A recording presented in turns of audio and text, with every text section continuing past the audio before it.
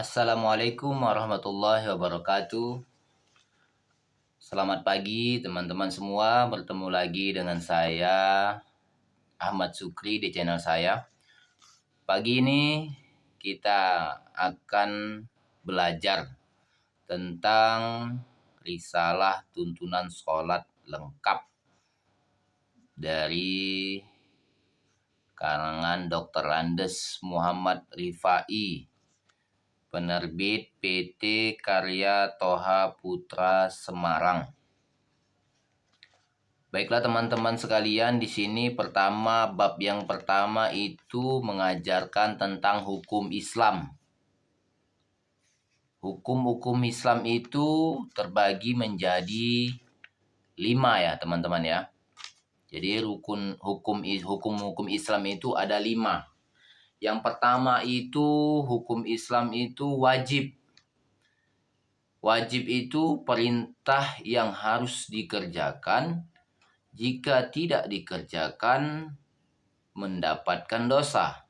Jika dikerjakan, mendapatkan pahala. Artinya gini, apabila dikerjakan, kita mendapat pahala. Apabila tidak dikerjakan, kita mendapatkan dosa. Wajib ini perintah yang harus dikerjakan atau dilaksanakan. Wajib ini terbagi menjadi 2 lagi teman-teman ya. Wajib ain, yang kedua wajib kifayah. Wajib ain itu perintah yang harus dilaksanakan oleh setiap orang seperti sholat 5 waktu. Jadi wajib ini bagi orang yang udah balik, udah berakal. Kalau laki-laki itu teman-teman ya. Laki-laki itu dia udah mimpi basah. Dia udah mimpi basah sekitar umur-umur mungkin kalau yang normal itu sekitar SMP kelas 2, kelas 3 gitu. Mungkin 15 ke bawah mungkin udah akil dan baligh. Kalau perempuan itu dia sudah mengeluarkan haid, darah, udah halangan lah. Udah halangan. Jadi wajib ain ini fardu ain, wajib itu fardu ain. Jadi wajib fardu ain ini sholat 5 waktu, puasa bulan Ramadan, dan yang lain sebagainya. Jadi apabila sholat 5 waktu bagi yang sudah berakal tidak dikerjakan, maka akan mendapatkan dosa. Dan apabila dikerjakan, akan mendapatkan pahala. Itu wajib ain. Jadi hubungannya fardu ain ini langsung sama Allah. Itu jadi fardu ain ini langsung berhubungan dengan Allah Subhanahu wa taala. Jadi sholat itu interaksi teman-teman ya. Interaksi kita kepada Allah Subhanahu wa taala. Komunikasi kita kepada Allah. Makanya kalau kita tidak sholat, bagaimana kita ingin berkomunikasi dengan Allah? Sholat itu kita memohon, isinya itu semua kita memohon berdoa kepada Allah. Meminta semua kepada Allah ada di dalam sholat. Makanya kalau kita tidak sholat, bagaimana kita ingin berkomunikasi memohon kepada Allah? Makanya teman-teman yang sudah akil balik, yang sudah perempuan yang sudah halangan, yang sudah mencukupi umur, itu wajib harus dilaksanakan sholat 5 waktu dan puasa di bulan Ramadan dan kewajiban-kewajiban yang lain sebagainya. Yang kedua wajib kifayah atau fardu kifayah. Perintah yang dianggap cukup apabila dikerjakan oleh sebagian dari orang-orang yang sudah akil balik. Tapi berdosa jika tidak satu orang pun yang mengerjakannya. Seperti sholat mayit dan menguburkan mayit. Sholat jenazah itu teman-teman, apabila sudah ada yang mensolatkan, yang lain tidak wajib lagi. Tidak seperti sholat 5 waktu. Walaupun sudah ada orang sholat di masjid, jamaah di masjid, tapi kalau kita belum sholat, kita tetap harus melaksanakan sholat. Kalau sholat mayit, menguburkan mayit, sholat jenazah ini, sudah ada yang mensolatkan di masjid, ya sudah kita nggak ada kewajiban lagi. Udah cukup. Itu artinya fardu kifayah. Hukum yang pertama itu wajib. Jadi wajib itu teman-teman ya, fardu. Kalau dalam bahasa Arabnya fardu wajib. Jadi wajib ini terbagi menjadi dua lagi, wajib ain, wajib kifayah atau fardu ain, fardu kifayah. Hukum yang kedua itu sunnah ya teman-teman ya, sunnah. Sunnah itu perkara yang dikerjakan mendapatkan pahala, tidak dikerjakan tidak apa-apa, tidak berdosa. Nah, itu sunnah teman-teman. Namun sunnah ini biasanya dikerjakan oleh Nabi Muhammad Shallallahu Alaihi Wasallam. Jadi yang dapat memberikan syafaat kita nanti di yaumil akhir kelak nanti teman-teman ya, itu hanya Nabi Muhammad Shallallahu Alaihi Wasallam. Setelah kajian-kajian kita di kitab hadis Sahih Bukhari Muslim, di antara nabi-nabi yang lain tidak ada yang bisa memberikan syafaat kecuali Nabi Muhammad Shallallahu Alaihi Wasallam. Maka dari itu teman-teman, kalau pribadi saya wajib, sunnah itu wajib. Kalau pribadi saya, sunnah itu saya menyatakan harus dikerjakan. Karena kalau tidak dikerjakan, siapa yang akan menolong kita nanti kalau bukan syafaatnya Nabi Muhammad Sallallahu Alaihi Wasallam. Makanya dari itu teman-teman sekalian, kalau ingin mendapatkan syafaat dari Nabi Muhammad Sallallahu Alaihi Wasallam, senantiasa kita bersalawat. Sedikit-sedikitnya sallallahu ala Muhammad. Sedikit-sedikitnya lah 100 kali dalam satu hari teman-teman ya. 100 kali dalam satu hari, sedikit-sedikitnya. Jadi Nabi Muhammad itu, apalagi hari Jumat, Jumat itu bagus kita bersalawat kepada Nabi Muhammad SAW. Karena dalam hadisnya, kalau kita bersalawat di hari Jumat itu, Nabi Muhammad SAW yang langsung membalasnya salawat kita itu teman-teman sekalian.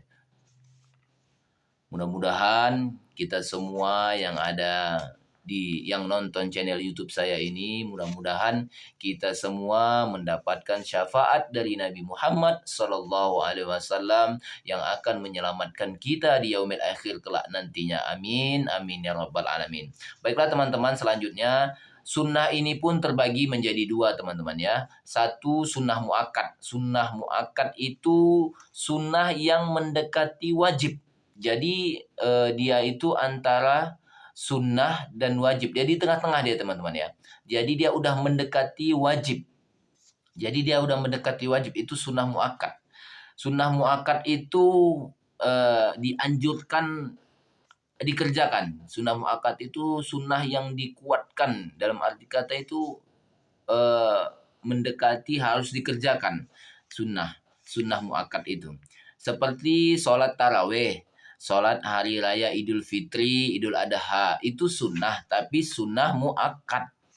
Makanya kalau kita melaksanakan sholat sunat taraweh, sholat sunat hari raya Idul Fitri, sholat sunat hari raya Idul Adha, itu mendekati wajib. Makanya kebanyakan dari kita lebih banyak sholat sunat taraweh, sholat sunat hari raya Idul Fitri, dan sholat sunat hari raya Idul Adha. Karena kenapa? Karena kebanyakan dari kita kebanyakan dari kita menganggap itulah yang terbaik. Padahal itu sunnah teman-teman ya. Itu sunnah. Memang sunnah muakkad. Tapi tidak wajib. Yang wajib itu sholat 5 waktu. Bukan sholat hari raya Idul Adha, Idul Fitri, bukan sholat tarawih. Makanya kebanyakan dari kita kalau udah sholat hari raya Idul Fitri, Idul Adha itu penuh. Sampai di halaman pun penuh. Kenapa pada saat sholat 5 waktu kita tidak seperti itu teman-teman? Ini yang masih kita pertanyakan sampai saat ini. Kenapa di saat sholat hari raya Idul Fitri, sholat hari raya Idul Adha itu penuh. Hampir sampai kita buat tenda lagi teman-teman. Kita buat tenda sampai keluar-luar masjid. Sampai ke halaman-halaman masjid. Penuh semuanya. Kenapa di saat sholat 5 waktu tidak seperti itu teman-teman? Jadi kita jangan sampai salah mengartikan. Sholat hari raya Idul Fitri, sholat hari raya Idul Adha, dan sholat taraweh itu sunnah teman-teman. sunnah. Tapi memang sunnah muakkad. Mendekati wajib tapi tidak wajib. Yang wajib itu sholat 5 waktu. Bukan sholat hari Idul Fitri, Idul Adha. Salah teman-teman. Makanya sampai sekarang kita rakyat Indonesia ini bingung. Ini sebenarnya sholat hari raya Idul Fitri ini wajib atau sunnah? Makanya dari kita, kalau udah sholat hari raya Idul Fitri, hari raya Idul Adha, tampil semua. Semua yang nggak pernah datang pun ke masjid seumur hidupnya pun datang teman-teman. Bayangkan, kenapa dia datang pada saat sholat sunnah, bukan sholat wajib. Itu yang masih kita permasalahkan di Indonesia ini teman-teman. Kenapa pada saat sholat 5 waktu, sholat wajib tidak pernah datang, sedangkan sholat sunnah muakkad, sholat sunnah, sholat hari raya Idul Fitri, sholat sunnah, itu semua berbondong-bondong datang teman-teman. Ya mungkin kita doakan, semoga kedepannya lagi kita bisa memperbaiki teman-teman ya. Kita doakan semoga kita bisa memperbaiki, jadi bisa membedakan mana yang sunnah, mana yang wajib. Jadi kalau yang sunnah, ya kalaupun tidak dikerjakan tidak apa-apa. Kalaupun dikerjakan ya berpahala. Tapi kalau wajib itu eh, tidak ada, tidak boleh ditinggalkan. Jadi kalau wajib itu memang harus dikerjakan dalam keadaan apapun. Sakit pun awak, diimpus awak nih teman-temannya, diimpus kita ini. Kita diimpus, semua kita, seandainya kita diimpus, kalau kita sakit kan kita diimpus. Kita terlentang di rumah sakit pun, itu wajib sholat teman-teman. Wajib. Makanya teman-teman kita yang di rumah sakit itu, kalau ada keluarga kita yang sakit, senantiasalah kita ingatkan, sholat. Tidak bisa pakai mata, sholatnya pakai mata. Pakai kedip-kedipan mata pun bisa teman-teman. Tidak harus pakai gerakan. Kalaupun memang tidak sanggup lagi mengangkat tangan, udah pakai mata, pakai isyarat. Itulah saking bahasa Indonesia, karena udah wajib, karena wajib itu makanya harus dikerjakan. Kalau tidak dikerjakan itu dosanya sangat besar teman-teman, meninggalkan sholat itu. Sama saja kita meruntuhkan tiang agama. Bayangkan hadisnya itu. Baiklah, itulah teman-teman yang pertama sunnah muakkad, yaitu sunnah yang dikuatkan yang mendekati wajib.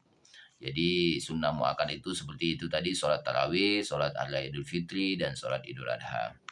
Dan yang kedua teman-teman, sunnah ghairu muakkad. Sunnah ghairu muakkad itu yaitu sunnah ya seperti kita sholat habis isya, sholat sunnah rawatib. Nah, itu sunnah biasa teman-teman ya. Sunnah puasa Senin Kamis, puasa sunnah, itu sunnah ghairu muakkad. Itu yang sunnah biasa teman-teman ya, tidak sunnah muakkad atau tidak mendekati wajib. Yang ketiga, hukum Islam ini teman-teman yaitu haram. Haram itu tidak boleh dikerjakan. Apabila ditinggalkan, dia akan mendapatkan pahala. Apabila dikerjakan, dia akan mendapatkan dosa. Jadi, apabila kita mengerjakan sesuatu itu berdosa, apabila kita meninggalkannya berpahala, apabila kita mengerjakannya kita berpahala, apabila kita tidak mengerjakannya kita berdosa. Itu hukumnya haram, teman-teman ya. Seperti kita tidak melakukan sholat 5 waktu. Makanya kalau kita tidak melaksanakan sholat 5 waktu, salah teman-teman ya, maaf salah. haram apabila kita mengerjakan sesuatu, apabila kita meninggalkan sesuatu itu berpahala, apabila kita mengerjakan itu berdosa. Seperti itu membunuh, berzina, terus mabuk, minum minuman, terus durhaka sama orang tua pun itu haram hukumnya teman-teman ya.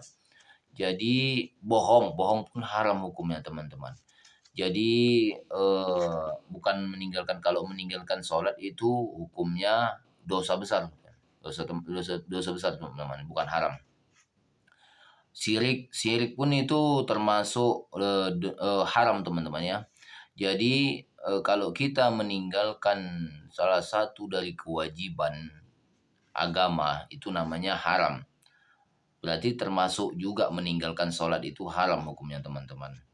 Berzina, berlaku syirik, mencuri, membunuh orang tanpa alasan, atau sengaja membunuh orang, minum minuman sedikit banyak pun, minum minuman itu haram teman-teman ya. Walaupun cuma satu tetes kita minum itu haram. Berbohong, bohong itu bohong, setiap omongannya bohong itu haram hukumnya teman-teman. Dan selanjutnya durhaka kepada orang tua itu haram teman-teman ya. Makanya kita harus belajar memperbaiki kehidupan kita ya teman-teman ya. Yang keempat itu makruh.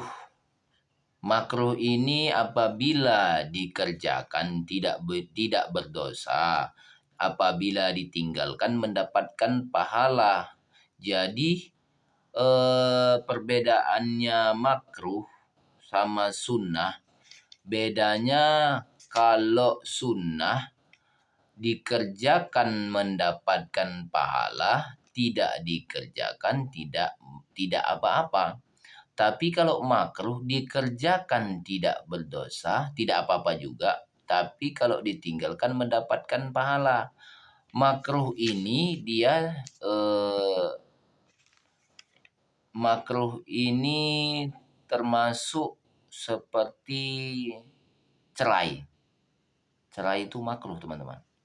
Tapi di dalam hadisnya itu dinyatakan Allah itu murka. Allah itu membenci perkara yang makruh. Karena makruh ini teman-teman ya, dia tengah-tengah antara haram dan sunnah. Jadi dia ini kalau dikerjakan dia tidak berdosa, kalau ditinggalkan dia berpahala.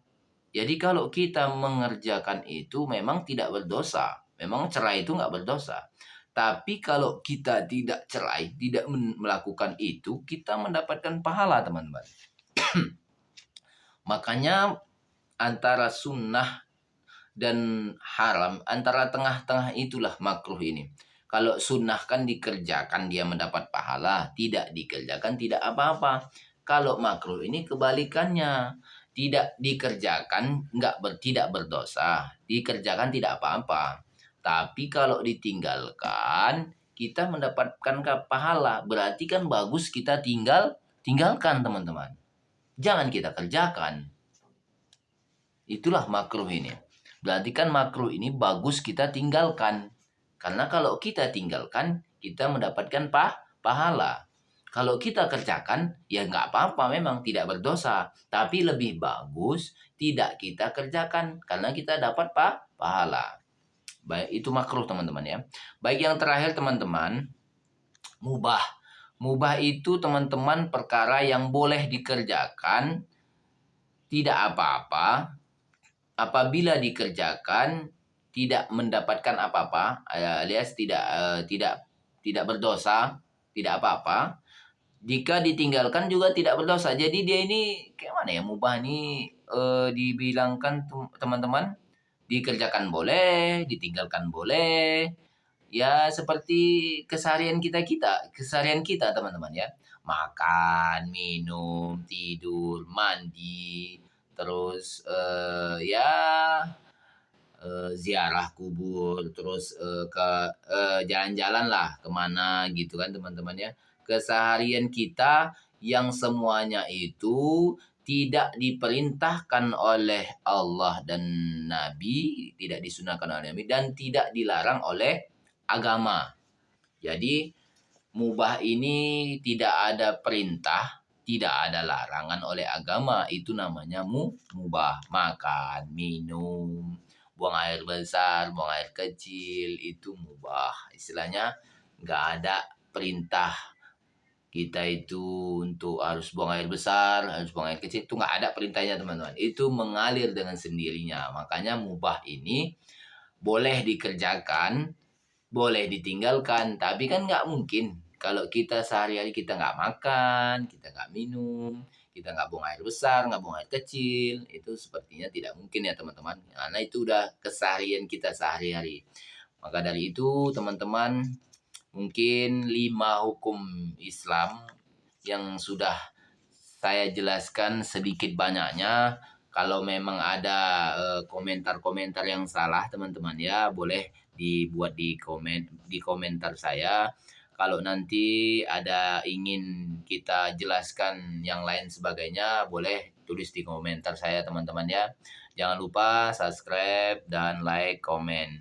Mungkin itu saja teman-teman. Saya Ahmad Sukri memohon maaf, meminta maaf kepada teman-teman sekalian apabila ada kekeliruan di dalam penjelasan saya tadi. Saya mohon maaf kepada Allah, saya mohon ampun. Saya tutup dengan doa, billahi taufik wal hidayah. Wassalamualaikum warahmatullahi wabarakatuh.